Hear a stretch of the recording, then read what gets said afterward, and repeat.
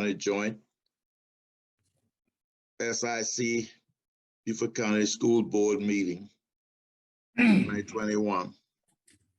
And generally we do this meeting every year. Robin, the county channel is remote controlling this or what? Yes. So it's being shown through remote hybrid? Yes. Okay. I can't tell if they're on yet. Okay. So it will be live streamed by the county council. And our agenda is primarily a little bit deviant, different from what it has been. But generally we're going to do topics that have been submitted by the SICs. We have 4 questions that we've narrowed down. Most of the interest has been narrowed to 4 topics, and we're going to do breakout sessions. And I think if you registered earlier, you registered for one of those sessions. So as you know, I did. I registered for the high school because that's where my experience was at. But everybody should have registered for either elementary, middle, or high school. Now, do we have a count on how many people we have, Robin? Not yet. Let's see. Mr. Campbell, down at the bottom, it looked like it had 48. It's 48 I participants. say 48, but yeah, most of them Some of them are board members. Yeah. Okay, so that's still a significant amount. So figure we're gonna break into maybe three 1 dozen group of SIC people, probably. But before we get started, let's do our due diligence or pledge allegiance to the flag. We have a flag. Yes, sir. Yeah. Give me a second. What?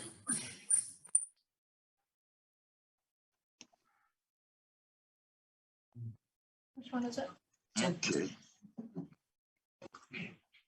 Pledge allegiance to the flag of the United States of America and to the republic for which it stands, one nation, under God, indivisible, with liberty and justice for all. And you may be seated.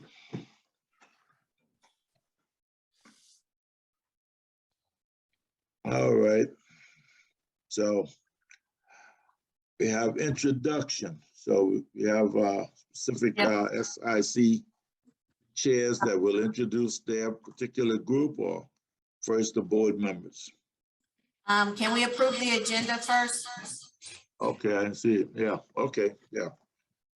Can we have a motion to approve the agenda? I move that we approve the agenda. I second. Okay. David Scrivener with the motion.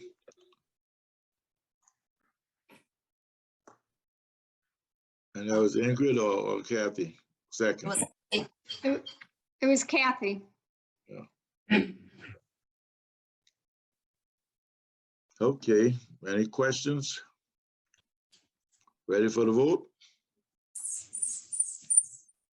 All in favor? Yes. Yes. Yes. All right, Dick got his hands up and David. So, okay, we have 7 yeses, 0 no's, and the others are absent, I guess, not here. Yes, sir.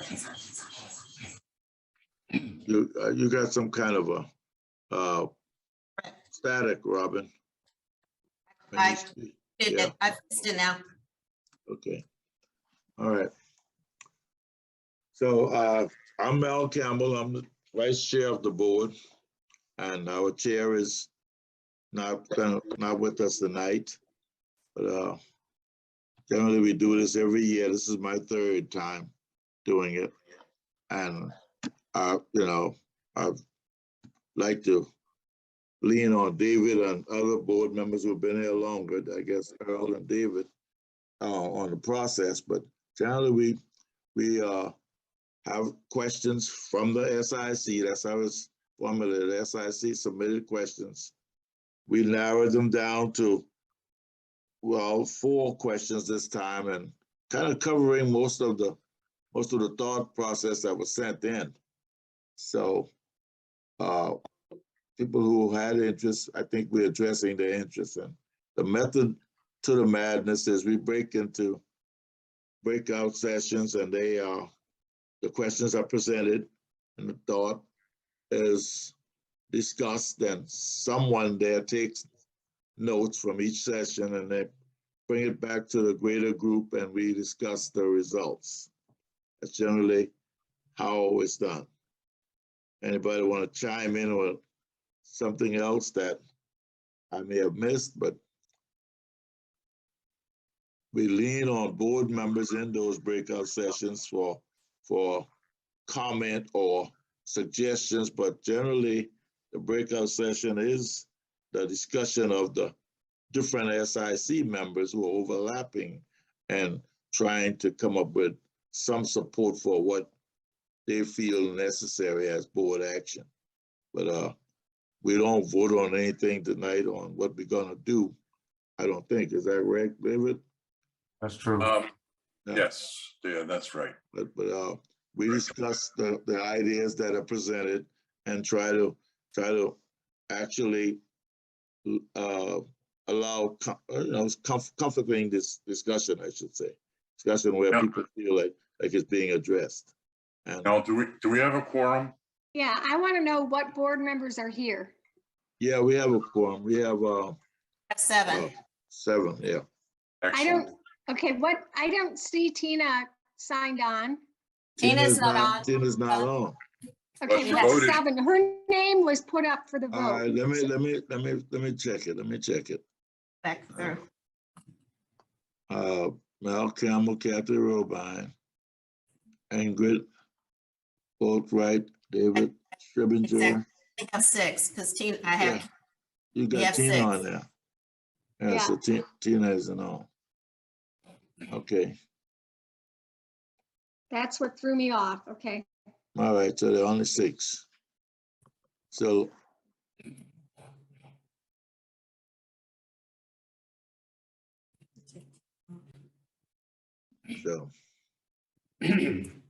that's not a quorum, is it?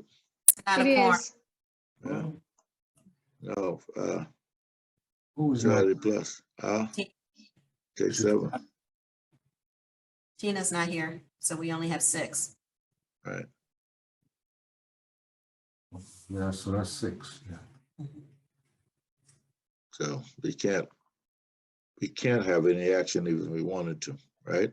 Is that Right. 6 okay? is a quorum. Yeah. 6 Uh, should be a quorum. Not according to the rules, is it? I thought it was Majority. +1, which would make it like half +1, right? Which would make it like 6.5. I don't know, traditionally 6 has been a quorum. So Okay, We're good. we have a quorum. Okay. okay. All right, that being the case then, are there SICs being represented here? Do we know who they are?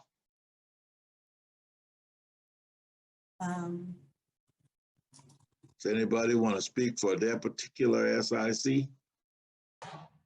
I'm speaking for Bluffton High. Okay, We're here. Bluffton High is in the house. The Bobcats are here. River Ridge Academy is here. River Ridge Academy, what's the mascot? Well, it's Oh, I know what it is. It's- that shield thing. I'm Yeah. not sure exactly. it's- what We're it's you- the we're the it's Raiders. Well, we're the Raiders. We're the but Raiders, Miss The Poe. I Raiders, know. yeah. No, I know we're the Raiders, but do you call our little guy a Raider? Yeah, the Raiders, yeah. Um, With the shield, yeah. The shield is just symbolic. Okay. Anybody else? Well, Branch Warriors are here. This is Miss Brantley Moore, principal. Well, Branch Warriors are here. We talking. Yeah, Okeechobee Elementary. Okay. Okatee Elementary, Mossy Oaks Elementary.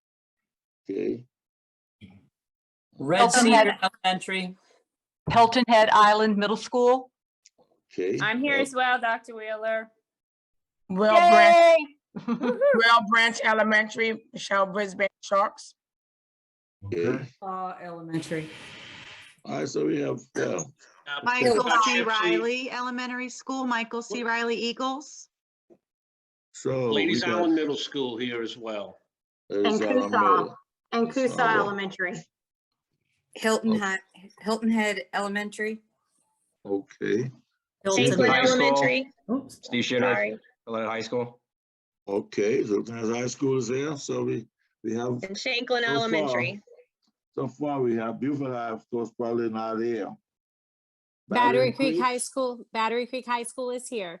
Okay. So we all, I just wanted to make sure we had enough people to break into those breakout groups, and I'm sure most of you selected the groups that you were part of, if you're high school, SIC, you probably going to a high school breakout.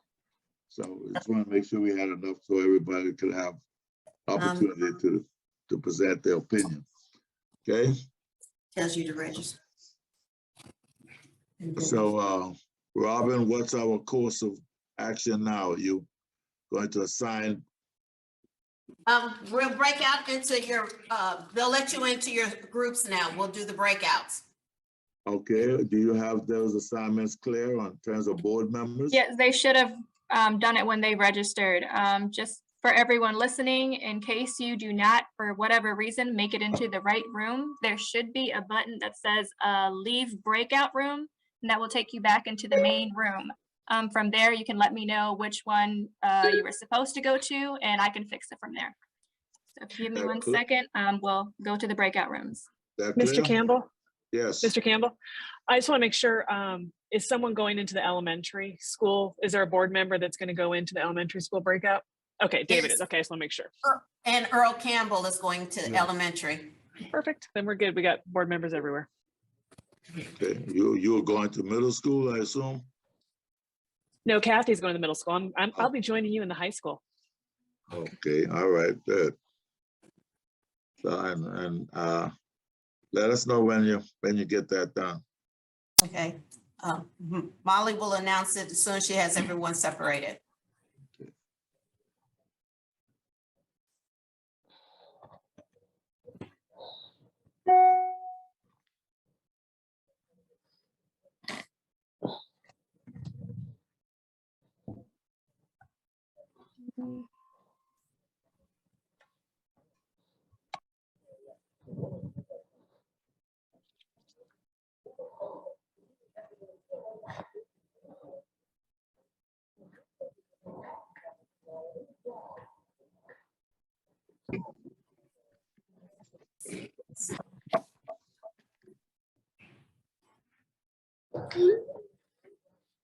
Okay, everyone, for some reason, when you registered, you should have picked a room to join. That option did not work. So if you could give me 1 second, I'm gonna have to filter through all of you to assign you to a room. Apologize for that.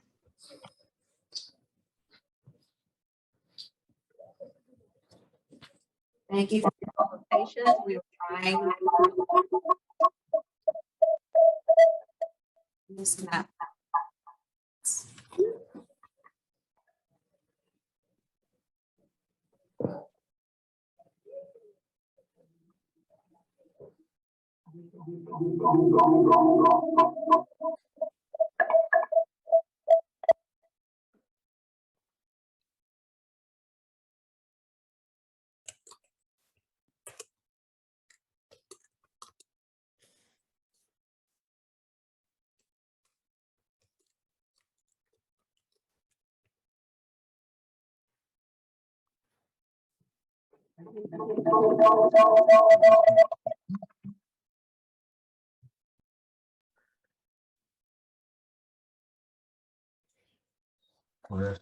That's yours? Yes, it was yours. Everyone, since the breakout rooms assignment did not work, could you please rename yourself with your school like some of you had already done? I see Bluffton High, Bluffton Middle. If you could just put the name of your school in front of your name so I can assign you to a room.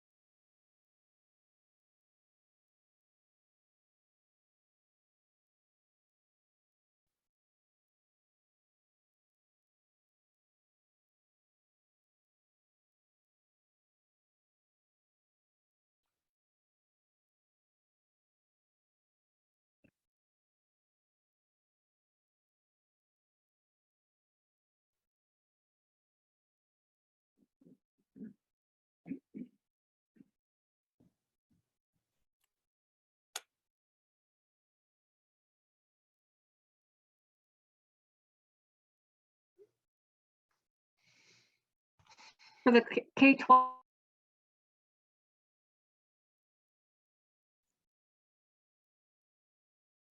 Okay, I'm here at the high school. Anybody else here? See, Kevin. I'm here, Mr. Campbell. Good evening. Yeah, Good evening, I'm here. okay. I don't know if you got more to join us or not. Let's see. Well, there's only 6 high schools, so we're a small but plucky group, right? Oh, yeah. We might have brought more people with them though. Oh, they I put think me in more there.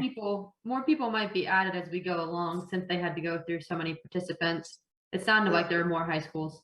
Right, Okay, I'll call you back, Amy. Oh, yeah, you're fine. Bye. okay. See, Alec Bishop, somebody calling on the phone, I don't know who that is.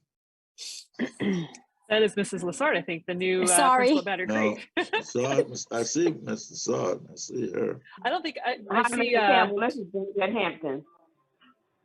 Okay, all right. It's Hampton, that's to the phone. Yeah.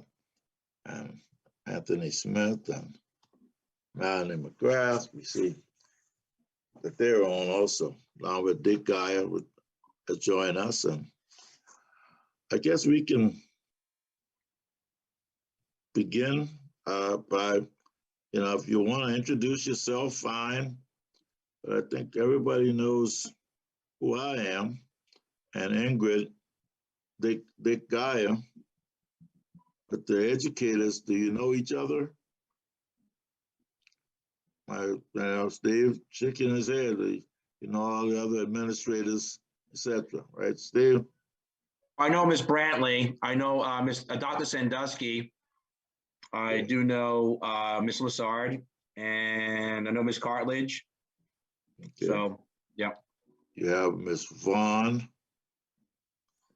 Is Miss Vaughn the SIC chair or the principal? I'm sorry, I know there's a new principal. She's principal of Well Branch. Ms. Brantley, that's right. Brantley Moore is. Ms. Brantley is the principal of Well Branch, unless y'all demoted me and didn't tell me. I'm sorry. So who's Miss Vaughn? I'm the lead school counselor at Well Branch. Okay, yeah. And Mr. Smith, Anthony Smith? I'm one of the assistant principals. I think Steve knows me as well. I do know you. Yes, I do. Okay, all right. So Will Branch is definitely in the house. He was at May River last year, and he was there when I was at Bluffton Middle. So Anthony and I have met each other a couple of times. Sorry, Anthony, I didn't have my reading glasses on at that time. That's all right, Alec Bishop. Alec Bishop, is he on?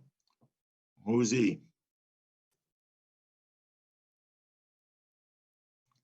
Well, I see the International Man of Mystery. That's what? We don't hear him, we don't see him. He's the International Man of Mystery. Well, we better not say anything else then. You can go on. Anyway, all right. We have some questions that were submitted. I don't know if you got this information or not, but you should have the questions already before you, or do you have them?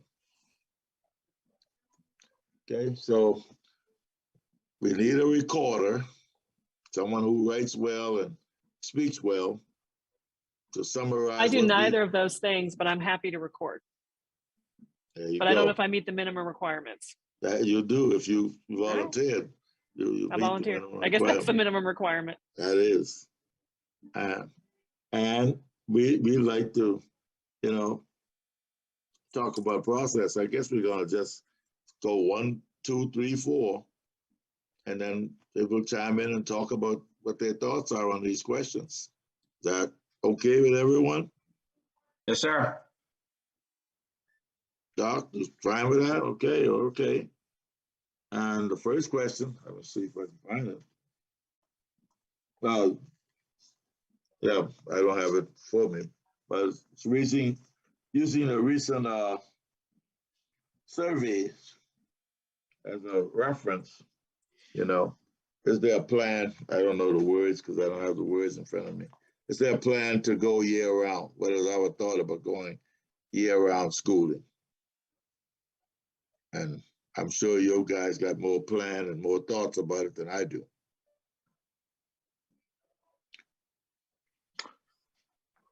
I would like to address that, if that's okay. All right, yes, sir, certainly. The problem, I know we're sort of in a bind because of the we can't start early because of the state law.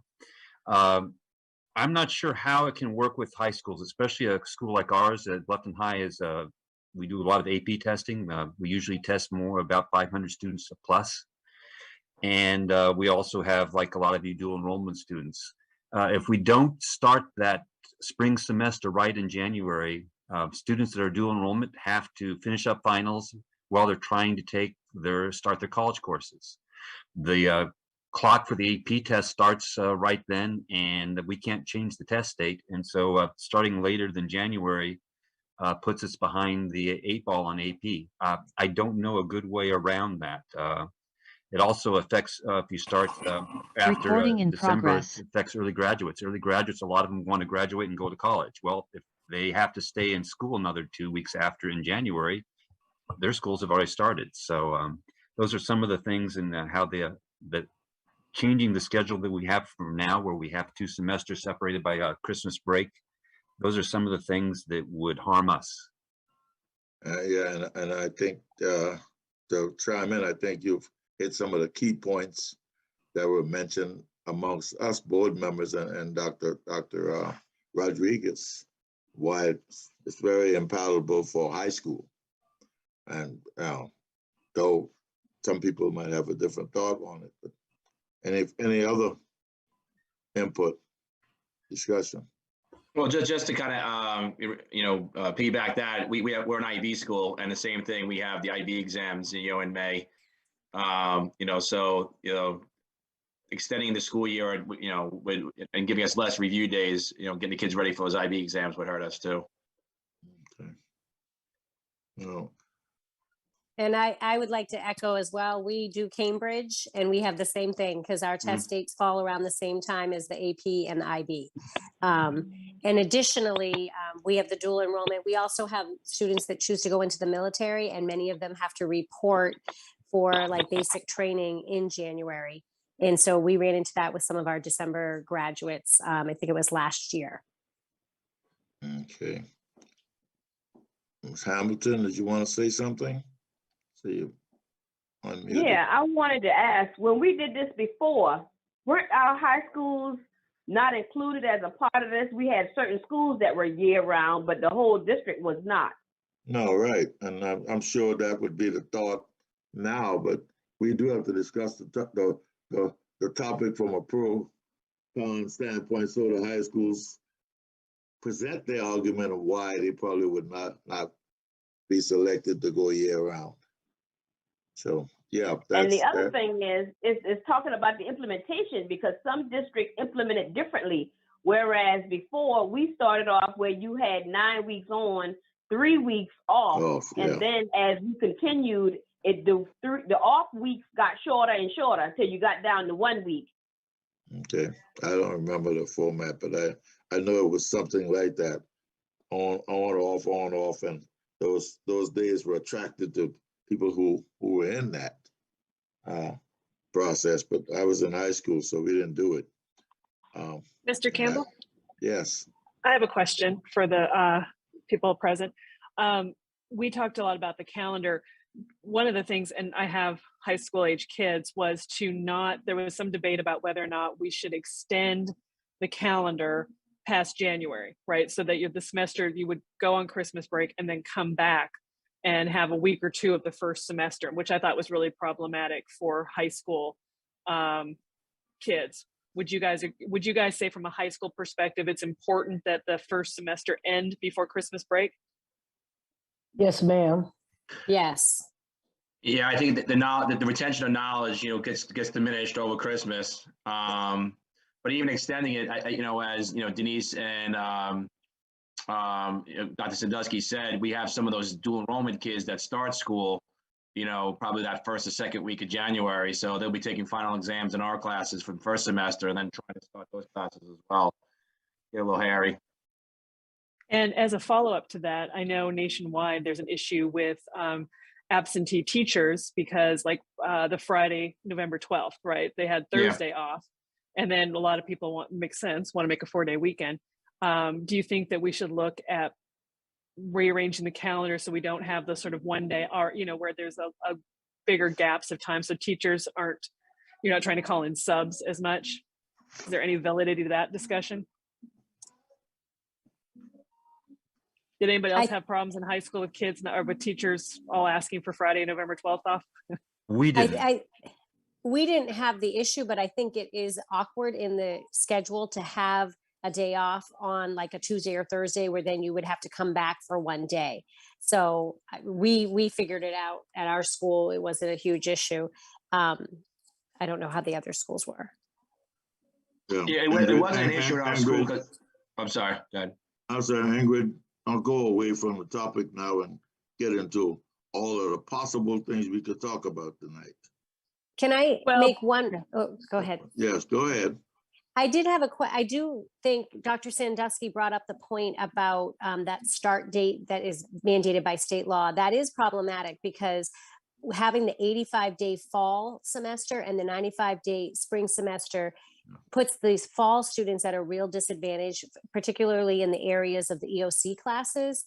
Those teachers are losing 10 instructional days before the students have to test, which can significantly impact. So that is something, I don't know what kind of conversations may be happening at the state level, but if that delayed start date in August does make it awkward, because I think the December break split of the semesters is critical, but then we have to look at how do you get 90 days in before that. Yeah. And Mel, I just want to tell you that the actual question was not just about year-round school. It was using the recent calendar survey as a reference point. It would appear that the Beaufort County School District community is looking for extended breaks throughout the school year. To accommodate the breaks, the year-round calendar seems to be a viable option. But I was kind of wondering, because I know some schools, they had to cancel school. They're having to, around Thanksgiving or these other holidays because they don't have enough subs. So I was just wondering if that was something that we were dealing with at Beaufort County. Okay. But it's beyond year-round school. All right. I apologize. No, I just think that's, so I don't know if Yeah. that is a problem for Beaufort County schools. I was kind of interested Well, in she hearing. did mention something about the 85, 95 days. And right. I don't know. Statistically, I don't know if the numbers, support 90 any better because of the way. Doc?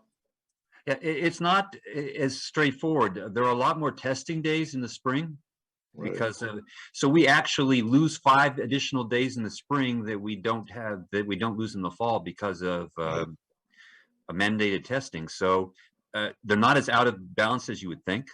Right. Also, in the past, we have split we've had EOCs when we've done split the semester before and after spring break, and the scores were lower than they were when we went back. So it definitely hurt our EOC scores splitting the semester. So you had lower scores if you had the January, if the semester, okay. Yeah, the kids lose it, like Steve said, and I taught math for years, and I know the EOC scores. I mean, it's just a different dynamics the first semester, the fall semester than it is in the spring. It's just so much stuff going on when that weather changes. You don't get nearly as much done per hour. Your bang for your buck is not the same. The other issue that we're not discussing that we need to, I know we keep talking about the EOC and we talk about EPIB, but the one thing that I think is also is problematic, but it hasn't been during the pandemic, is that, you know, if you have 85 days in the fall and you have 95 days in the spring, based upon seat requirements mandated by the state, you know, you only have 5 days of wiggle in the first semester. You have 10 in the second. Yeah. So you're going to see a higher number of failures because of attendance in the first semester than you would in the second semester. So that's the other issue with because of attendance. Yeah. So that was some of the arguments of extending it into January for that first week, was because of allowing the 90-90 split. So you have some equity there between the two semesters. But again, you know, you get learning loss that happens over the break. So it's a catch-22. And you can look at that and see, you know, we can ask Daniel to look at that and see what the numbers really show, you know? I mean, is the absentee greater in the spring? You know, the absentee tend to be greater in the spring anyway than it is in the first semester. So we can have him look at that and try to design something that's equitable from our perspective anyway. Anything else for the flavor of the conversation? Mel, can I make a comment? Sure.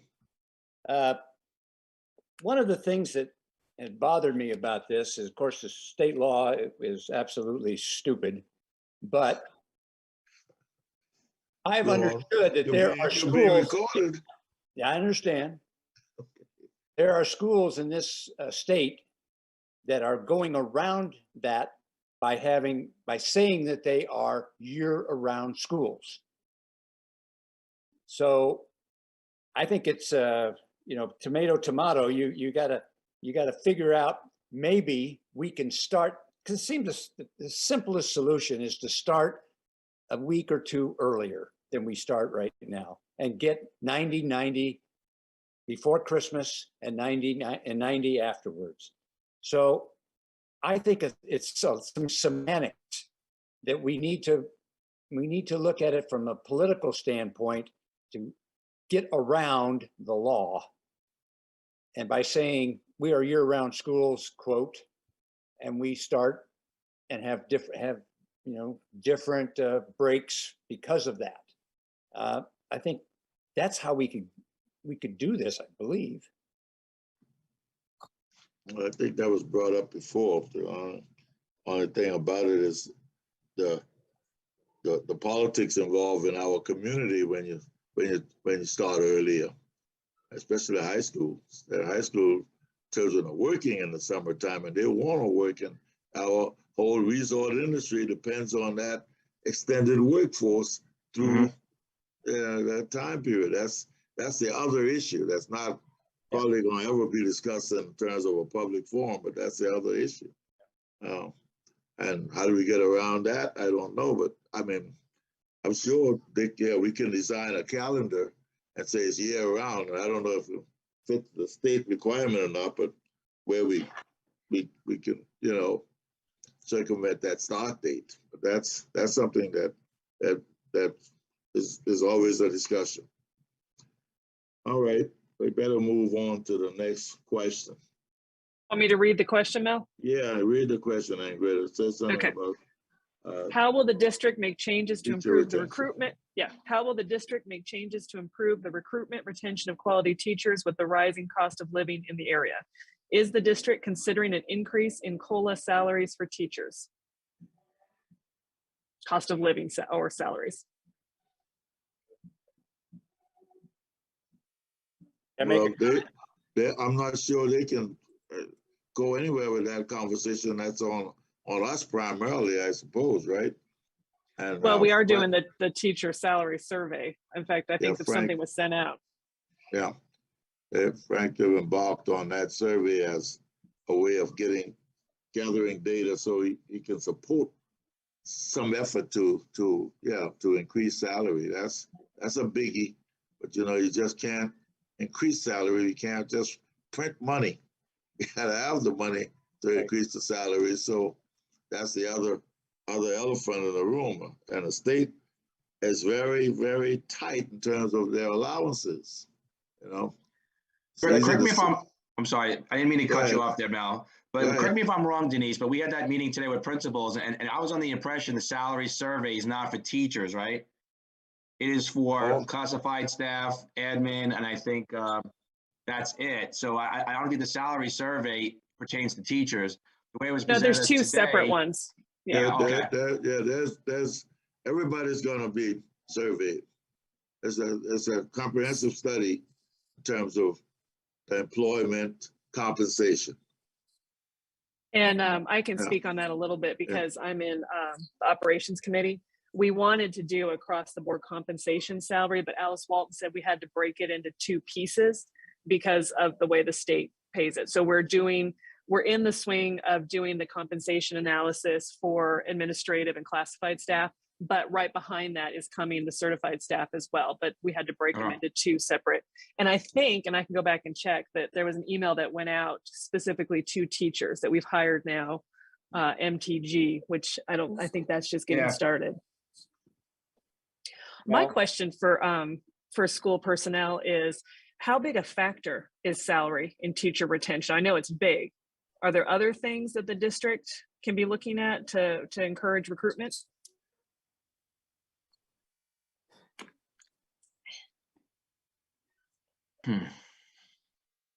So that's a no. Okay. Well, is that what you're hearing from people? You mostly get it from the younger people because they come in and they realize that they can't live. You know, usually the ones who are mid-level to higher, you know, in terms of the number of years, you know, they've lived here, they've established themselves, but it's the younger ones that are coming in between, you know, getting the salary and they're working two jobs and, you know, now, I have two teachers trying to find a place to live and they can't find a place to live too. So that's another issue. But generally it's those younger teachers, they come here and they just can't survive on the salary that they start with. I'd like to just double down on that. If we have teachers that already are established here, or have a family, we tend to keep them. It's that the person that's a possible new hire that looks at, okay, I'm making this much and I'm looking for a place to live. I can't find one. That seems to be why we have a lot of people, even good people, that don't even come in the door because they can't find a way to live here. You know, the board has, you know, not the board, but the district has been approached with some of our housing developers and trying to forge some kind of partnership with the district in terms of the new teachers. And that's something that I don't think we have looked at intently. But what I'm hearing from you is that's probably something that we need to look at if we're talking about the young teachers and the new teachers, with some type of support other than, you know, the salary, of course, has to be one way of looking at it, but also helping them find affordable housing until they figure it out. Generally, they're young and they haven't figured out a plan, the 10-year plan yet, you know? So, and I think Mel, you're so right about that. And I wonder is if they see the salary and they're like, okay, that's a reasonable starting salary. And then it's really the cost, the housing affordability. I know on Hilton Head, and Mel and I both represent Hilton Head, it's especially acute, but I know it's across the district as well. Are people coming in with saying the salary is okay, but then once they see the cost of housing, that's the issue? Or I think it's both, because I think that like Dr. Sandusky just said, if you have people, teachers are needed everywhere. So if they're looking at that starting salary and we're lower than, say, Georgia or another bordering state, and they have choices, we may not attract as many teachers from the north, you know, like we have a lot of teachers from Ohio, for example. If the starting salary isn't enough to get them to consider us, because everybody needs It's teachers competitive. across the country. Yeah. That I think is the first biggest issue. And then, of Yeah. course, the housing. I want to ask a question. Go ahead. Beaufort County used to be the highest paid school district in South Carolina, behind Greenville, and then Greenville took it to where they became the highest paid school district in South Carolina. So how is it that we were propelled at that point to be the lead with the highest paid salary in South Carolina, but then now we got to do a salary study in order to determine whether or not to give our educators a salary increase? The other concern is did the district work with the county at all during their comprehensive plan to include a salary study for this area? Because that's the other problem that we have here. To be a professional and have to be a roommate, have to have a roommate in order to have living accommodations. That's not becoming to attracting people to this area, and that's happening where people have to have a roommate in order to cover their living accommodations. Yeah, all of these things are true, and the thing that you have to understand too is the economy of the county, and and yeah, competing with the lifestyle on Hilton Head is not a fair game for educators. Although educators are in great demand, to be an educator in Beaufort County, it's not a fair game in terms of economics. So we have to find a way to support it, and let's face it, the way the state's economic structure is for teachers, it's never going to be a fair game. It's not going to be a fair game because the restrictions of the state are going to limit it. Even Greenville County is not a fair game for educators there, but Hilton Head, that's particularly pronounced. And when you add in the fact that the other salaries around the area don't lend to, the support system, the taxes and the housing level and all that adds to taxes for schools. So it's just a vicious cycle that educators are involved in, and new teachers, the only thing that would attract them to the area that would be mitigating is the area, the neatness of the area in terms of where to live and how to live. But other than that, if your schools aren't really great and we're not paying enough, and that's a hurdle that we're probably not going to get to right away. Mel, Dick Geyer's hands up. I don't know. I'm acting as secretary now. And Melanie McGrath. Melanie McGrath. Okay, let's go with Melanie first, Dick. Then Melanie.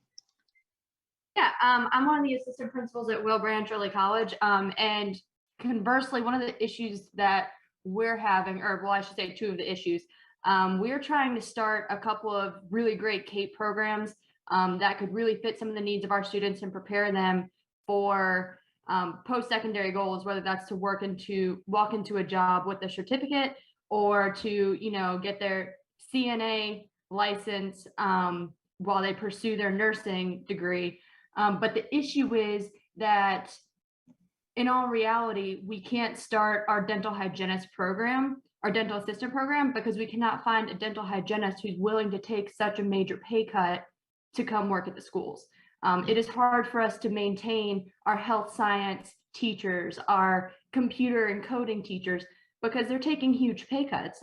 So ultimately, the people who suffer are the students, and we can sit here and say that teachers are supposed to be self-sacrificing and want to do it for the job, and that's 100% accurate and true. However, people have to live. They shouldn't have to take $40,000 pay cuts to walk in and do something that they're passionate about.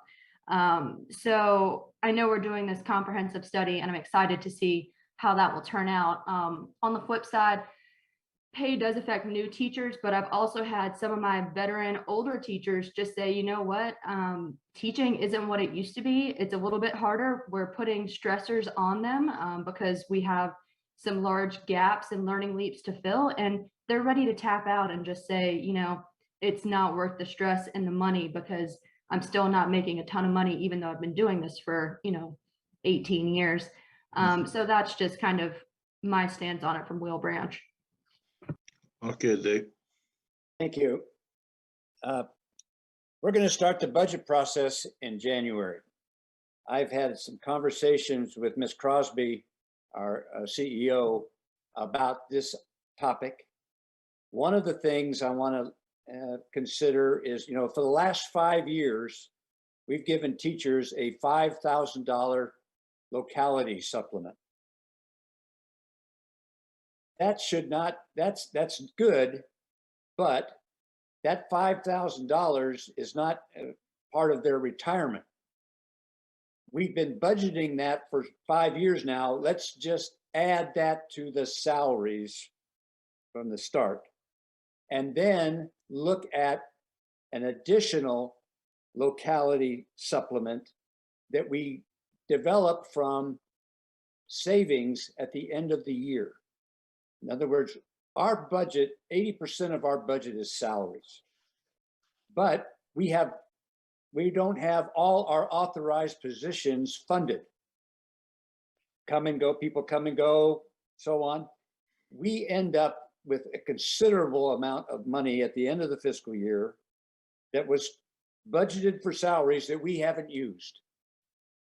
If that money can be then focused at the end of the year, we split it up and say, okay, teachers, you get X number of dollars additional, because what having those gaps in positions means that the people that are here work harder.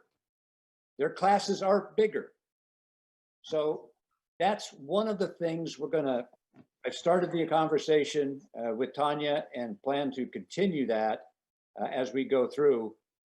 The other issue, of course, is fiscal autonomy, because the way we get teachers' salary comes from our mill rate that is set by or approved by the county council. And I'm all for raising that mill rate as much as we can legally, and I'm not wanting the county council to put a stop to it. And that's why that's important, because they really don't understand the issue on salaries for our people. We have to move it. Ingrid, you have a comment? Well, one of my comments was we need to move it, but I was also going to make the point to the earlier question was about why we went from high to low, which is a question as a new board member I had. One of the things I think is that we have to, the state only pays for 22% of our teacher salaries. The rest of it, and we're I think 1 or 2, and I thought, I know Jake Geyer knows the answer to this. We're first or second in the amount of money that we have to pay locally. So a lot more of the burden falls to our local taxes, which I think is Act 388 and whatnot. And Dick, correct me if I'm wrong, but that's one of the reasons why we have not been able to keep up as much, because we are limited on the amount of money that we can raise locally, and the state only pays 22%. So the structure won't allow it. That's the bottom line. And unless we do something seriously out of the box, you know, it's not going to change. And I mean, this may be the time where educators do get their due diligence. I'm not espousing that teachers ought to be, you know, sacrifice and a dedication. We know teachers are dedicated. They wouldn't be there day in and day out unless that's the case. But teachers have never been compensated correctly. You know, we've always been the sacrifice. And today's time doesn't lend to that very easily. And we're still, you know, being sacrificed. And until someone does something, you know, we can't keep looking at the numbers and say teachers are hard to get, teachers are not being retained. We have to do something as educators to bring that to the highlight of the nation, not just Beaufort County. But, you know, educators have to be paid more. They're worth a lot more. So let's go to the next topic, Ingrid. Okay, the next topic is uniforms. Has Oh, the wow. district revisited the possibility of getting rid of uniforms? And I'm gonna place money on everyone's answer to this question. Okay. I haven't heard from Miss Brantley. She's one of our new principals. Yes, good evening. I've been listening. Coming from another district, I am pretty much pro uniforms because right now we have a modified dress code policy, and the number of days that we have to deal with people being dressed inappropriately at school is, and the number of times a day is really, to me, ridiculous that we should not have to constantly deal with this hassle. Young ladies exposing their bodies or young men exposing themselves because they just decide they don't want to dress appropriately. So for me, I've been at both middle and high school, and I have not seen a major difference in either group being able to really decide how to dress appropriately without having some guidelines in place. Okay. Anyone else? Steve, you want to weigh in on that? What your people are saying? Well, Mel, you and I are old timers, and we were here before the dress code, you know. Yeah. But there were minimum requirements for length and cleavage and all those other things. Yeah. To be honest, you know, as a dress code, you know, when kids go to college, there's no dress code. There's no study that shows that students learn more, you know, at least as I haven't seen any, you know, if they're wearing, you know, a polo shirt or wearing a t-shirt. But the thing that about the dress code is that we have to enforce it, and that does create sometimes animosity between school officials and students. And students come walking in the door and they're already out of dress code. You already give them a hard time. They haven't started their lessons yet. So I for one would like, just, you know, as far as, you know, a dress code, just something as simple as the length of the shorts, you know, the top, you know, just some requirements of what a top, you know, the length of a top, and, you know, no midriff and stuff like that. But as far as, you know, colors and all this other stuff, you know, I'm just, you know, I don't want to fight with students every day. I want to be in classrooms, you know, watching kids perform, and, you know, and teachers, you teach, and I don't want to walk into a classroom and say, take your hood off, take this off, you know, this or that. And, you know, I don't want to fight with students. Any other thought, Ms. Lazard? Well, for me, I definitely would prefer a dress code as opposed to a uniform.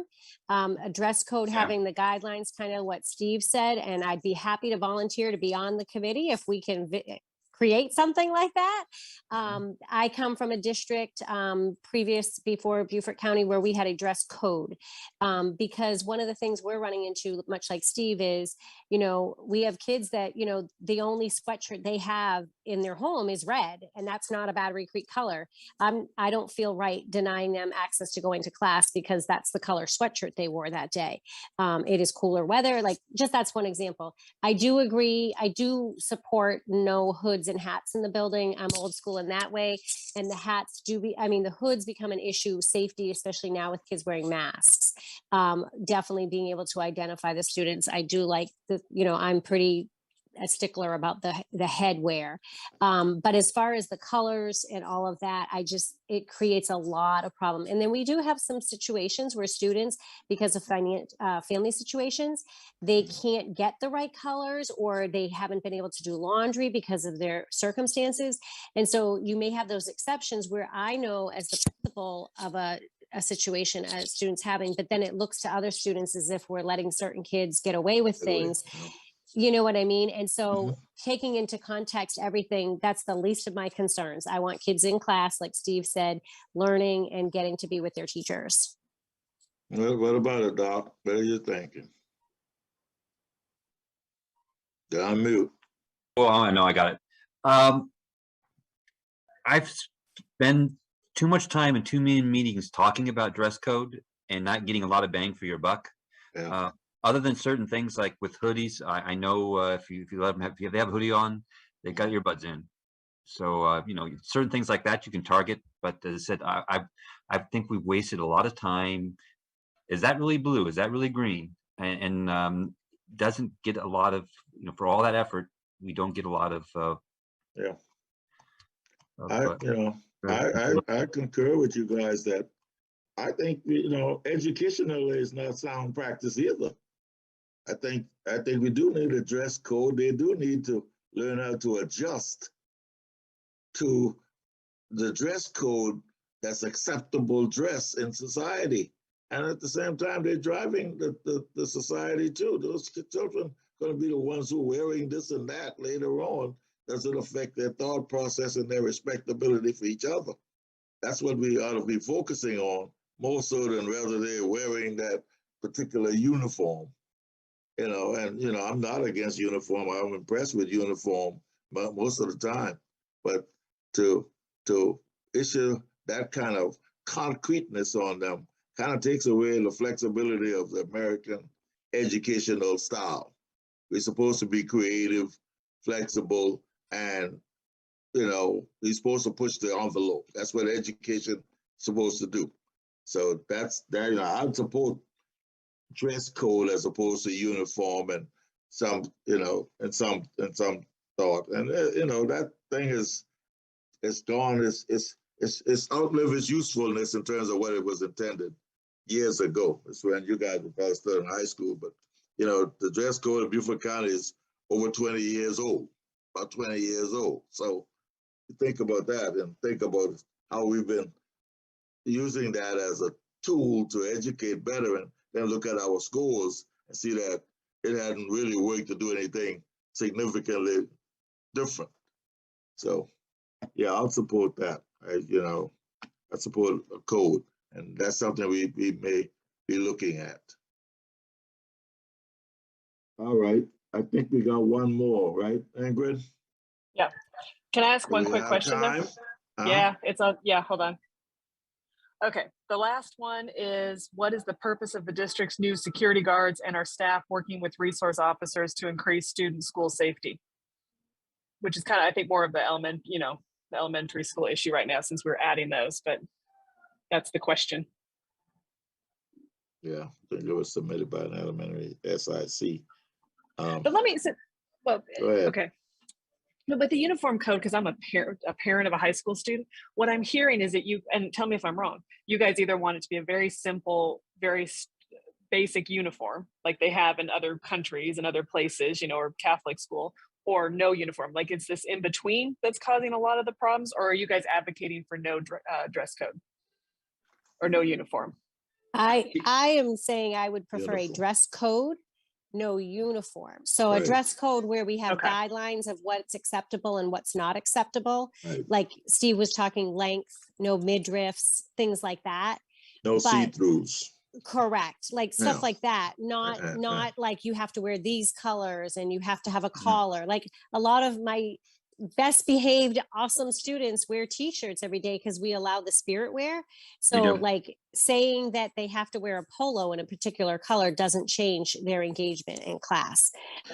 So that I'm in favor of dress code with guidelines. That's what I was trying to say before. So I'm not very good with semantics, I guess. That's the dress code and uniform, right? Because Mel, when I started in '99, Mel, way back when you were there too, we had a dress code. We didn't have a uniform code.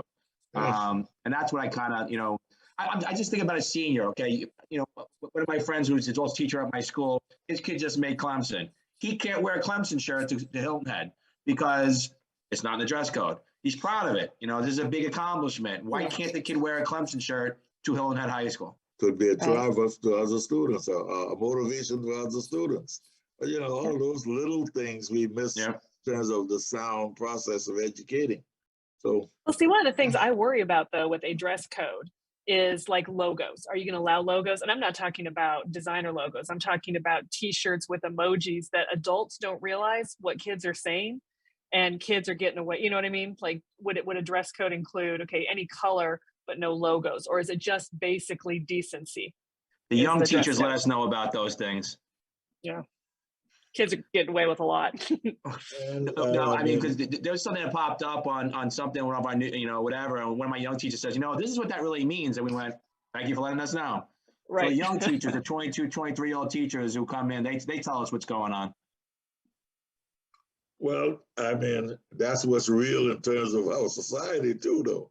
The kids are going to drive to another level. I mean, and communication too. And you know, hey, rock and roll would never get it if you're gonna stifle it. It's not right. So the same idea is there. You have to manage it, and your management will determine, you know, how much you allow them to get away with. Basically, that's you're not gonna be able to hold that. These kids are still doing the emojis anyhow without you seeing it. So I don't see how that's gonna help the process any.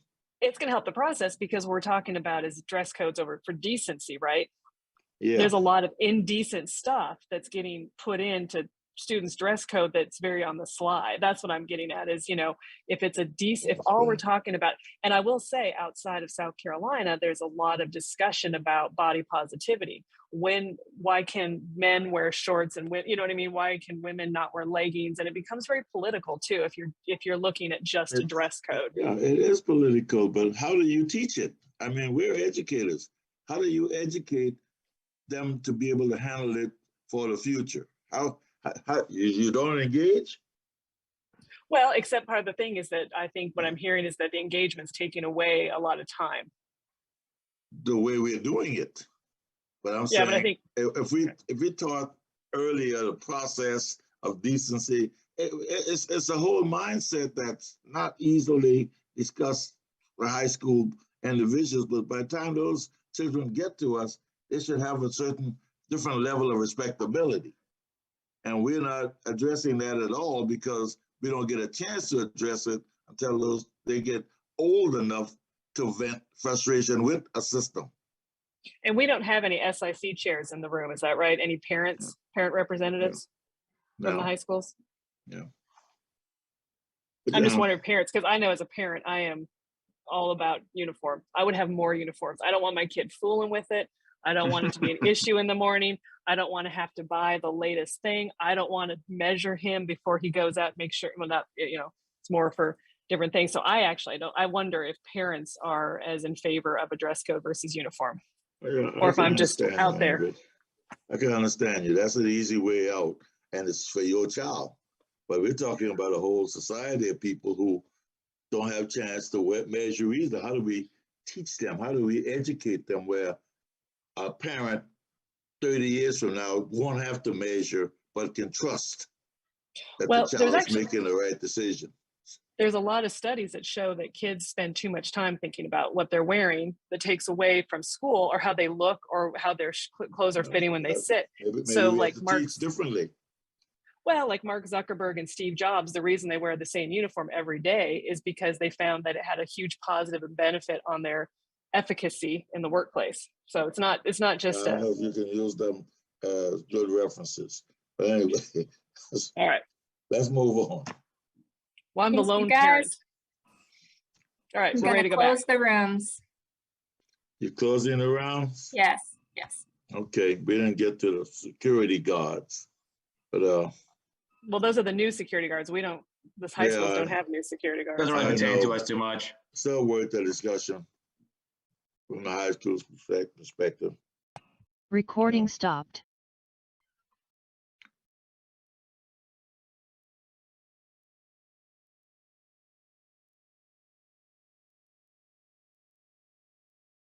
Recording in progress.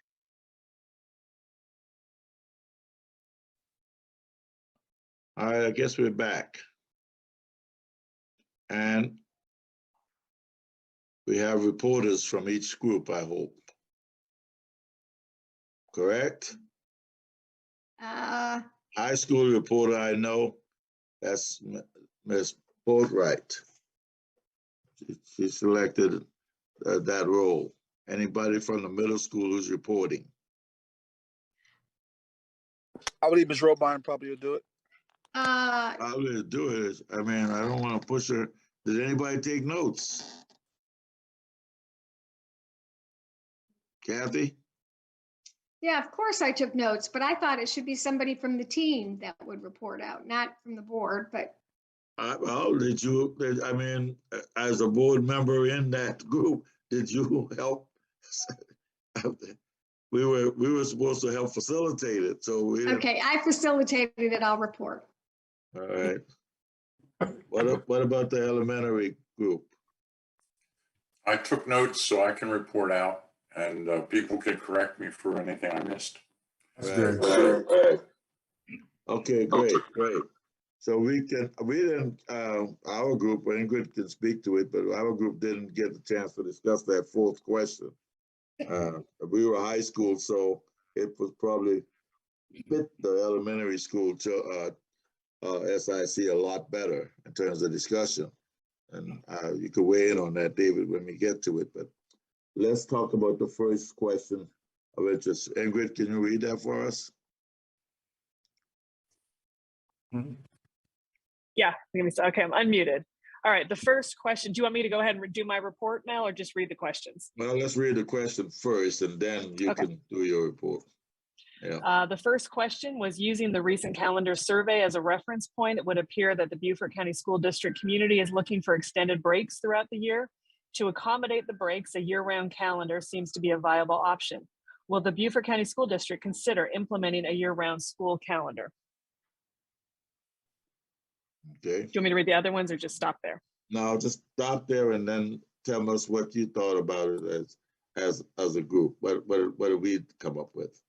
Okay, the high school group, we talked about the year-round option and that it really would not work because of dual enrollment, early graduation, people going to the military, AP, IB testing, and Cambridge.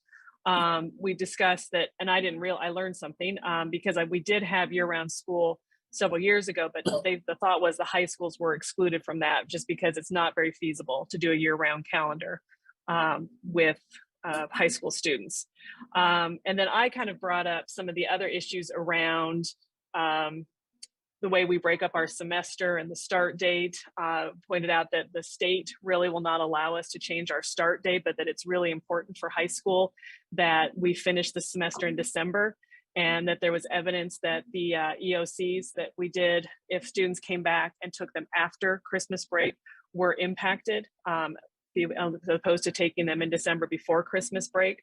But of course, one of the problems is that we have to deal with our seat hours and that this sort of truncated fall schedule may lead to some attendance-based failures. And then Colonel Geyer talked about how some other schools might be getting around an earlier start date by saying that they are year-round, and that maybe that's something that would warrant further conversation. Anybody from the high school group want to add something that Ingrid may have missed? I think she did a wonderful job in capitalizing what we said. Okay, let's go to middle school then. Okay, our group, the middle school group, was overwhelmingly in favor of year-round schooling. We had a couple people that participated that have experienced it here in Beaufort County. They talked about reasons that they thought it was discontinued, but reasons that they were favorable is because of the shorter, that more frequent breaks for teachers, that they work really hard and then they get a break to refresh. But in addition to that, the impact that it can have on student achievement. In those intersessions, you've got time for remedial work, and you've got time for special advanced work for kids that are so motivated to attend. Some of the issues that were discussed were sports, that kind of, I think didn't get a lot of credence from the folks, because it was like, well, the kids could still come in and play if the school is not in session. As far as the start date being set by the state, I know that if you are operating on a year-round calendar, that start date does not apply. I know that Pickens County, that's how they got around their start date, they claim to have a year-round calendar, which really is not quite year-round, has some modifications, but that allows them to modify their start date. So anybody from the middle school team would like to add, please jump in. Yeah, the ladies out of the middle school, I think it's something to think about. It's not, it won't be the problem-solving tool for everything. But, you know, if you're looking at the bigger picture on even retention, this is, the data shows through the survey, and I think over 1,000 people took the survey, that they want the federal holidays off and the extended spring break and fall break and all these other Easter Monday. Well, a way around that is through the extended year. And I think it's something to look forward to. And the teachers that I knew back in the day at Ladies Island Elementary and some of the others, they thoroughly enjoyed it.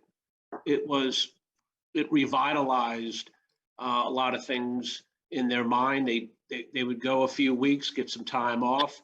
So it may be something to think about, and I appreciate it. Thank you. One other quick thing, this is from middle school, Hilton Head Middle School. We talked about what will the kids do on that time. And of course, we had some ideas that they would do enrichment or remedial, but then there's also the parents, you know, do we have options for the parents for, you know, childcare?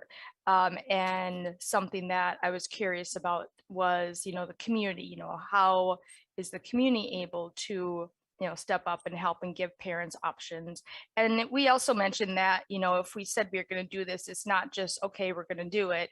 You know, we would definitely give advance notice to parents and communities where, you know, then we can problem solve and, you know, hopefully figure out solutions.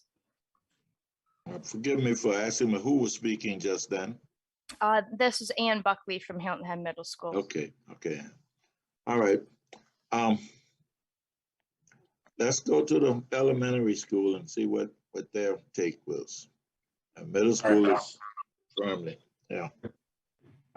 We had the advantage of having several people in the group who had experienced a year round, both here and in other locales. I think the predominant thing was that, one, it would take a lot of prep work. There are a lot of pieces that have to be in place in order for it to work. Daycare is an issue. Teachers who are also parents, an issue. And historically, we had this, and some schools were and some schools weren't, and apparently that was a problem. That was not an advantage. And then as far as remediation, several folks mentioned that remediation really needs to be front loaded anyhow. You know, you have to do that ahead of time, so to speak. So that's my summation. Certainly, anyone else can pitch in there if I missed it. There was a suggestion also to maybe have a 4-day week instead of 5-day week, 5-day, if you thought about year round. So that was also a suggestion. Thanks, Robin. Middle school, this is Well Branch Elementary. Middle school, elementary school, we also thought about the fact that childcare is an issue in this region. And so what do we do with the children when they're really out of school and there is no school open for them to go to? Yeah, okay. Let's go to question number 2. It's getting late. We promised a certain time limit. Those promises are not always kept. All right, you want me to read question number 2? Yeah, well, why don't we allow David to start number 2 so we get we don't get the flavor the same way. We rotate the thought process. I can see you're in favor of inclusion. That's good. 110%. Yeah. How will the district make changes to improve the recruitment, retention of quality teachers with the rising cost of living in the area? Is the district considering an increase in COLA/salaries for teachers?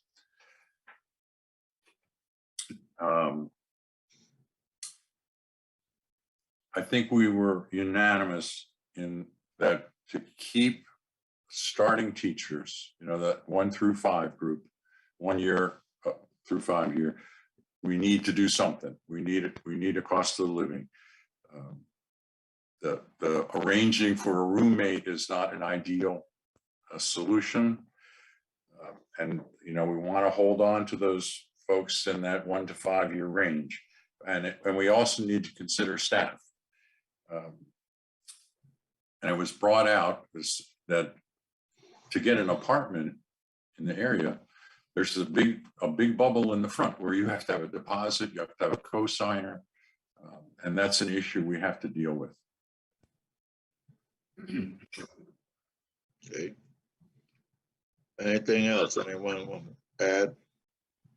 Okay, let's go to the elementary school. You were just at the elementary school. Oh, I'm sorry, I jumped. Let's go to the middle school then. Okay, the conversations that were held in the middle school group, generally, the most time was spent about advanced pay, like the TAP program. And maybe Siobhan Brown, Dr. Brown could talk about this. It's a program that was in place before. It's regarding motivating teachers based on pay for academic performance and student growth. So Siobhan, could you talk about that? Yes, ma'am. I believe in, I think it was 2003, maybe 2004 out at Well Branch Elementary and a few schools, the principals had the choice to engage in this system, but it was through NIET and the Teacher Advancement Program where teachers were given a value added score based on their effectiveness on student growth and achievement in terms of progress from 1 year to the next on their state assessments. So there was job embedded professional development. Cluster cycle meetings are, what we call PLCs today, that really had in-depth strategies for folks to work on. But the key component, the thing that seemed to be very motivating, is the more progress and growth that your particular students that were assigned to you made on those assessments, the higher the incentive pay or payout was for you. So, teachers who had struggling students who still made growth received an incentive bonus. Teachers who had advanced students who continued to make growth also made bonuses. But there was also some different weighting values that included the overall school effectiveness. So however, the whole school grew, that was added on to the teacher's, base bonus rate, as well as some other factors, including their professionalism scores and a couple of other things. So it really, and there were some other folks in our group who talked about how motivating it was as a teacher to really participate and engage in those instructional practices that made teachers better. That's the overall result, is to improve teacher effectiveness, which ultimately does lead to better student outcomes.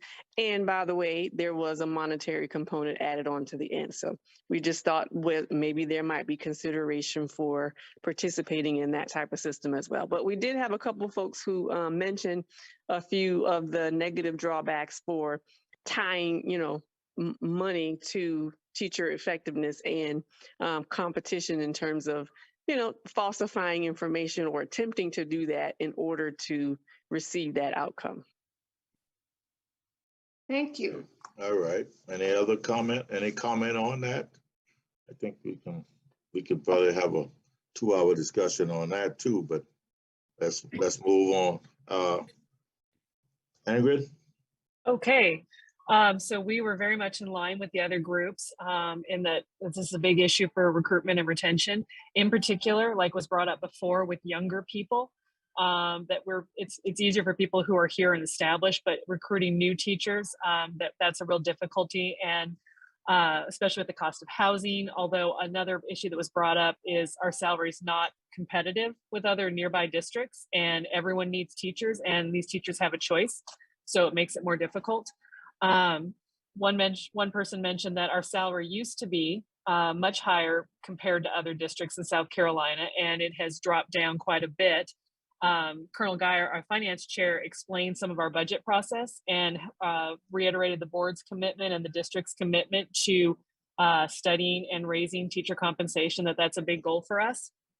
I also brought up working with operations and with Alice Walton that we are doing a compensation study. It will be done in two parts. The first part is going to be for classified staff and the second part for certified. But that we are going to look at teacher salaries as part of the compensation assessment. And then another really excellent point was brought up by Whale Branch. They're talking about CAPE programs and specifically mentioned that they're trying to get a dental hygienist program going at Whale Branch, which is a great program. But the problem is they would have a professional dental hygienist who would come in and teach would have to take a substantial pay cut to be a teacher. And that just made it, first of all, difficult to recruit and not fair to other people, that if they have the passion to teach students, they shouldn't have to take a huge pay cut to make that happen. Colonel Geyer also mentioned that, we're looking at things like making our locality supplement that we currently offer as part of the salary, and then add some new compensations and maxing out what we can do locally in terms of local taxes. And he reiterated that we are aggressively pursuing fiscal autonomy with the county. So, and then in conclusion, Mel also pointed out, Mel Campbell, that the state really ties our hands on a lot of the compensation issues, but that the board is doing everything, pulling every lever that we can think of to address this issue, because it is definitely a critical one. That's my summary. Okay, any discussion on any of the three ideas that was presented in summary? None? Then let's move to the next question. And Kathy, we'll let you lead it off. The question is, has the district revisited the possibility of getting rid of uniforms? So basically our discussion in this area revolved around the pros and cons of uniforms. And I think that both sides were well represented, but that, I don't know, people seem to be satisfied with having uniforms and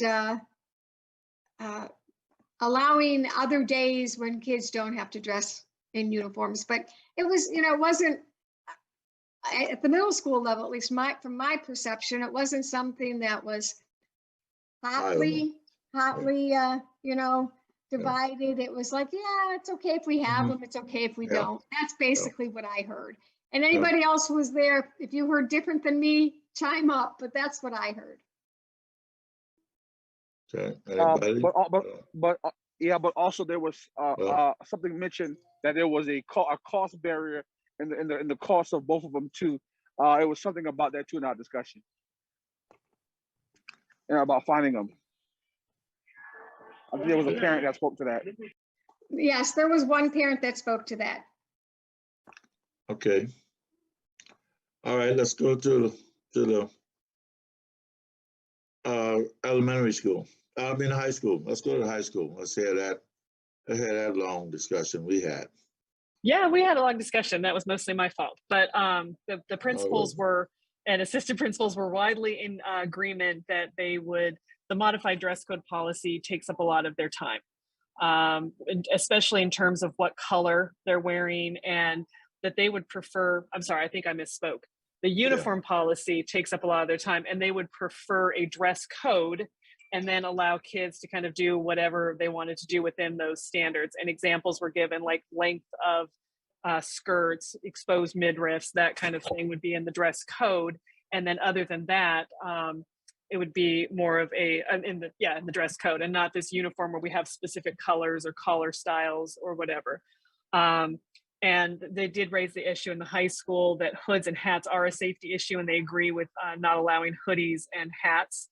And a lot of the principals basically said they spend a lot of time discussing it, trying to enforce it. Kids are walking in and their first interaction with the school environment is a negative one because they're out of dress code or out of uniform code. And so they would like to see us move away from uniforms and into a dress code. And then I kind of, as the one parent, high school parent there, I don't know how parents would feel about it. I actually wanted to discuss, you know, some of the other issues around whether or not it affected learning to have people in uniform and dress code. So we did have a good discussion, but I will say that there was wide consensus that we need to move to a dress code and get rid of all the colors and the styles and whatnot in the uniform code because it takes up too much time. Does that sound like a right summary, Mel? Yeah, I can't quit. I'm not the critique. I'm just getting the summary. So who else? The elementary, David? Yeah, I can give a real brief summary on this one. Yeah. We didn't have much discussion at all. The short answer, because the question was, has the district reconsidered uniforms? The short answer was no.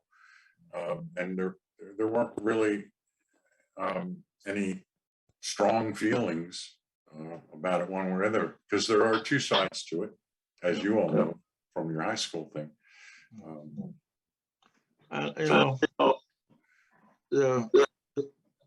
What I'm hearing is still very important for us overall as educators. In my mind, as we're hearing that the elementary school had no fight with it. They do what they're told, and that's great. They wear the uniforms, and everybody's in uniform. But children become a little bit more independent as they become high school students. They're closer to adults, so continually trying to pigeonhole them into a certain color uniform is, you know, an element that we may need to look at. That's what I'm hearing. You can chime in if you think you're hearing something different. I don't think that the uniform policy have been enforced the way it was first started. Some student would come in with uniform, some would not. And like Mr. Smith said about the price, the cost, and finding someone to get the uniform from. I know people that travel all the way to Savannah to look for uniforms. I think Walmart did have some uniform, but they didn't have all of the right types. So, you know, I don't know. I think maybe we just have a dress code and leave the uniform alone. But the elementary teachers and principals, they seem to think that that's not an issue at all. So we don't change anything that's working. Right. If it ain't broke, don't fix it. Mm-hmm. But the high school, they did mention there were some concerns. So that may be something we need to look at. And it would also show in my mind, and I'm just one person, a growth process in our children's decision-making skills, that they now, after 8 years in uniform, can appreciate no uniform, but a dress code and some respectability, some education on how to dress properly as they go out into society. I think that needs to be looked at. I think that we should ask the principals collectively, all the elementary principals, all the middle school principals, and all the high school principals, just to make recommendations based on their grade level, if that's something that they would like right. Dr. Rodriguez to look at. Right. Okay. Yeah, I agree with that, but there's another side to uniforms, and that is, if you don't have uniforms, there's a clear differentiation of people of means versus people who are not wealthy, and that's one of the advantages of uniforms is you don't get a immediate visual tip off on what kind of a family and what their economic abilities are. Can I ask a question? That is true, and that you can have a discussion on that too, but let's not digress. Let's go into the next. Mr. Campbell, we have a question. Who's the we? Right there. That's me. Okay. I think I understood from the high school group that there was a lot of time spent dealing with the kids not complying with the uniform. Again, having come from a high school teaching background, I've never taught in a high school that had a uniform before. And we spent a lot of time dealing with kids not complying with the dress code. So I don't, that's, and the days that we live in now, enforcing a dress code, I think, is much harder than enforcing a uniform. If the uniform is the uniform, then, that's easier to enforce, I would think. Well, yeah, I could buy that argument. I'm not one of that. I'm not that kind of educator, as you probably can guess. I don't think we should be into the enforcing business as much as we are into the leading and educating business. And I think we find ourselves enforcing a lot of rules that's not educational, not supporting the process. And that's my thought about it. But I'm a fine minority in that thought process.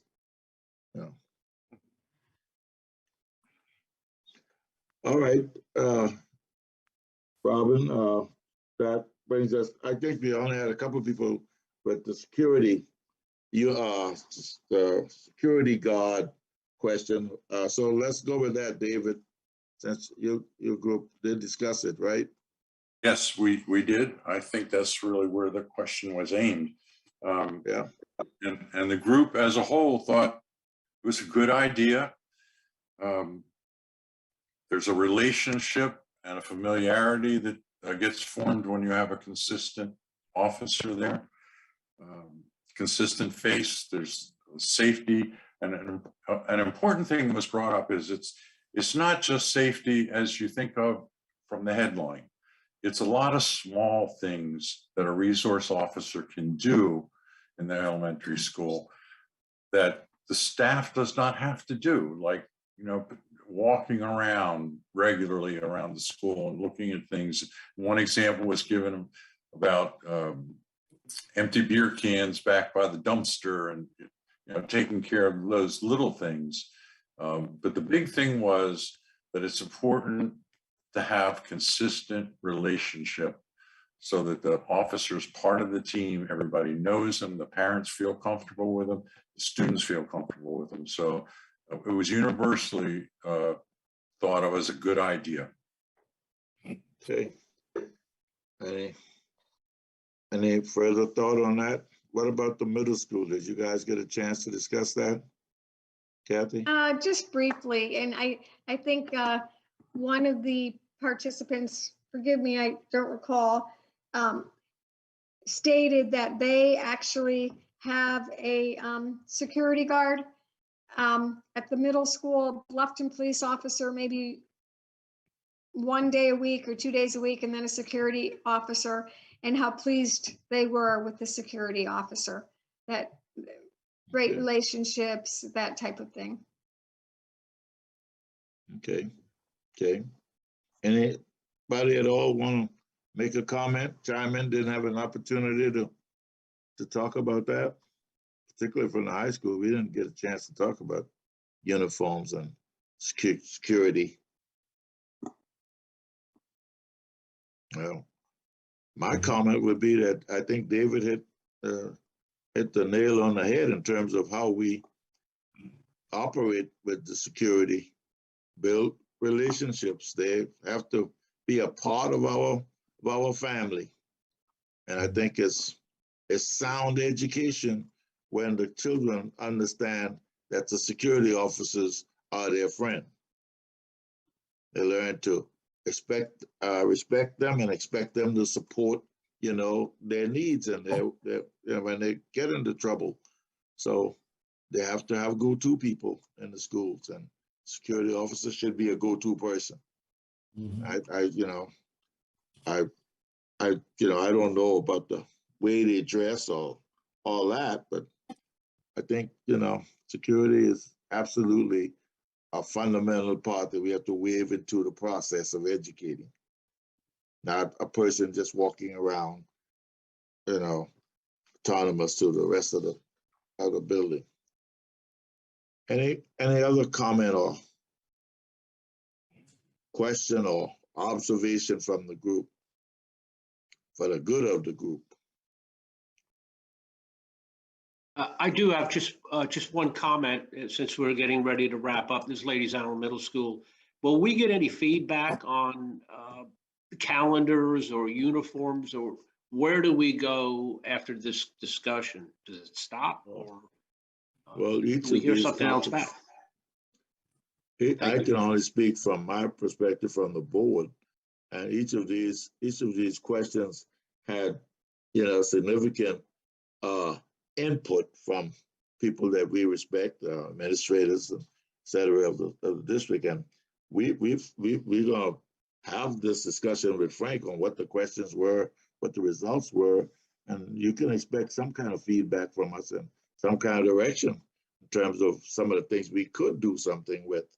But obviously, the teacher salary thing is at the forefront of our thought process and how we deal with it.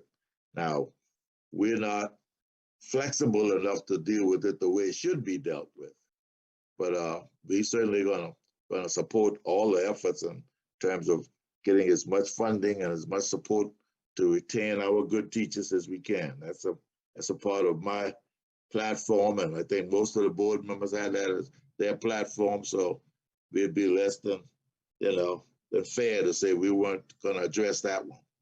But the uniforms, the security issue, I don't know. Kathy's suggestion probably be the way we go with that.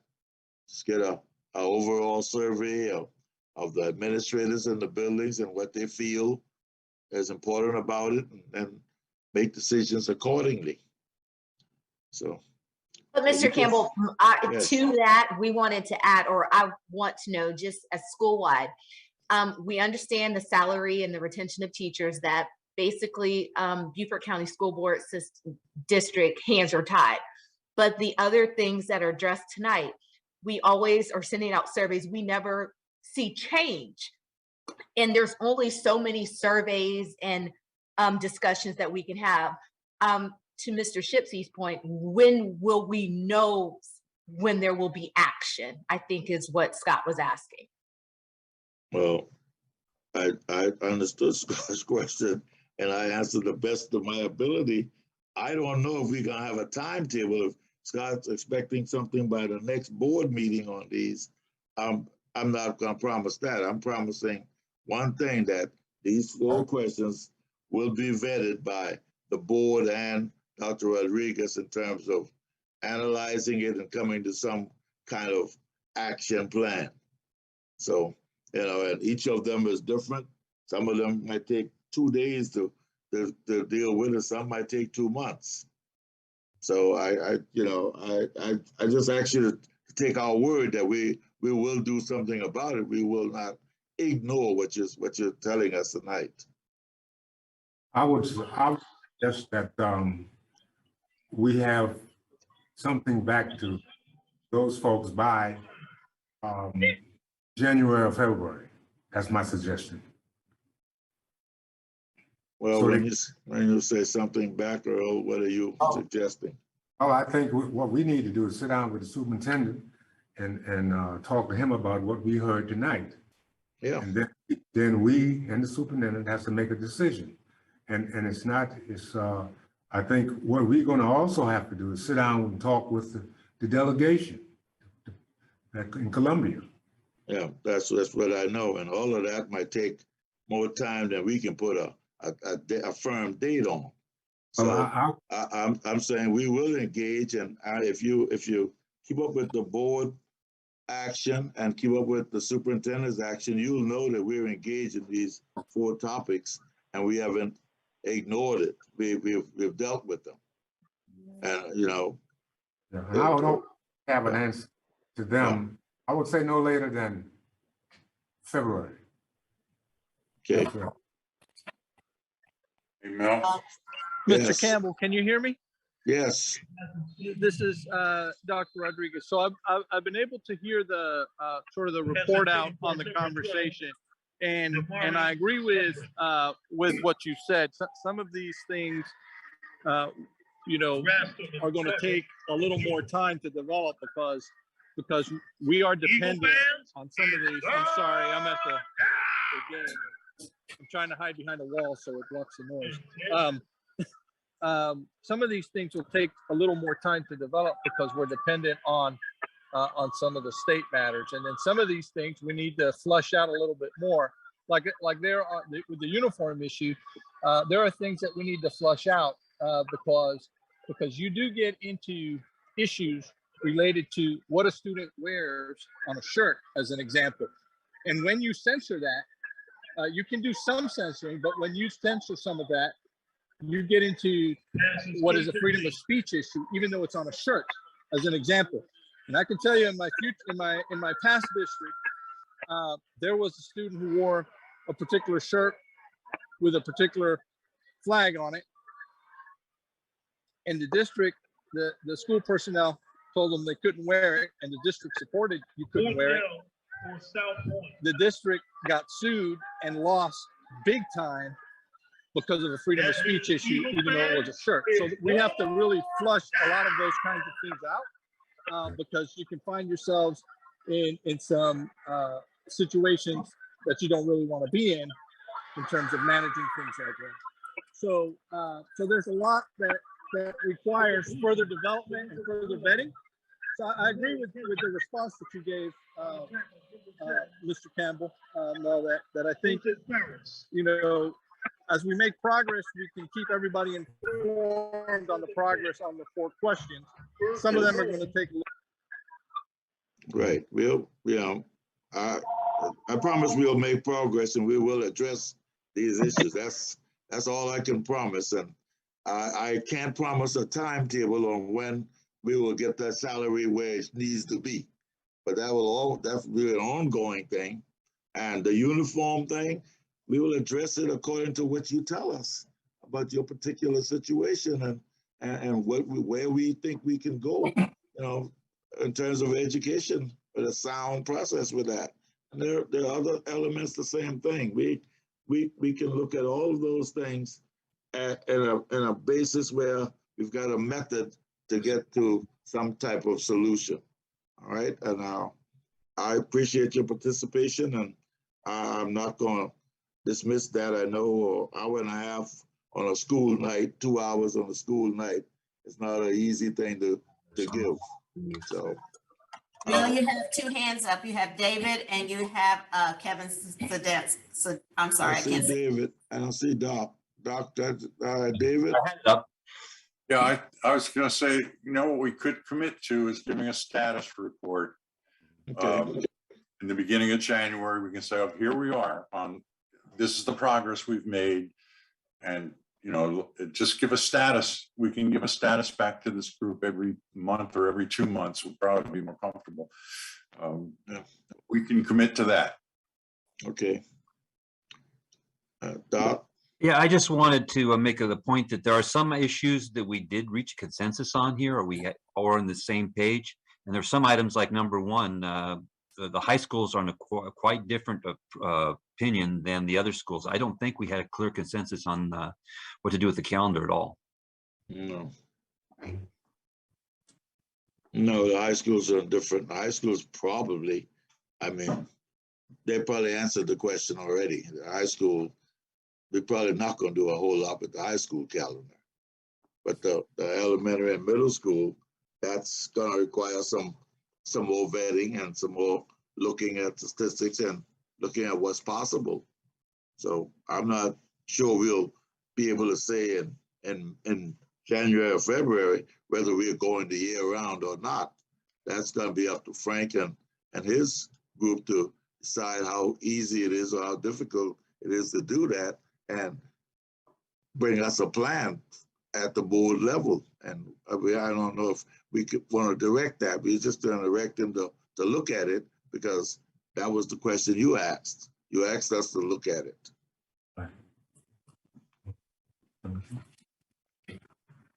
Anything else? Anybody else? David, you still got your hands up. Okay. Robin, I think you got all this information somewhere or another. We'll get it to you. But thank you for joining us this evening. We have future topics or format. If anyone had any future topics. Yeah, that's the next thing on the agenda. Future topics and format. I don't know what format means. What kind of way we're gonna do it next time, or format as our breakout groups.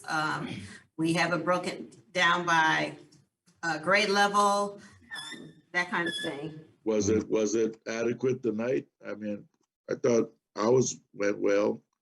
Yeah. Particularly that first question, we could discuss it from a different level than other if we had a mixed group there. Yeah. But, yeah, I think that the format might depend on the type of questions, because I think these questions work well by level, but there might be some questions that need to be discussed like by cluster groups or something like that. Mm-hmm. I agree with you there. So I guess next year we'll wait until don't wait until next year. Maybe you start submitting those questions earlier as they come up.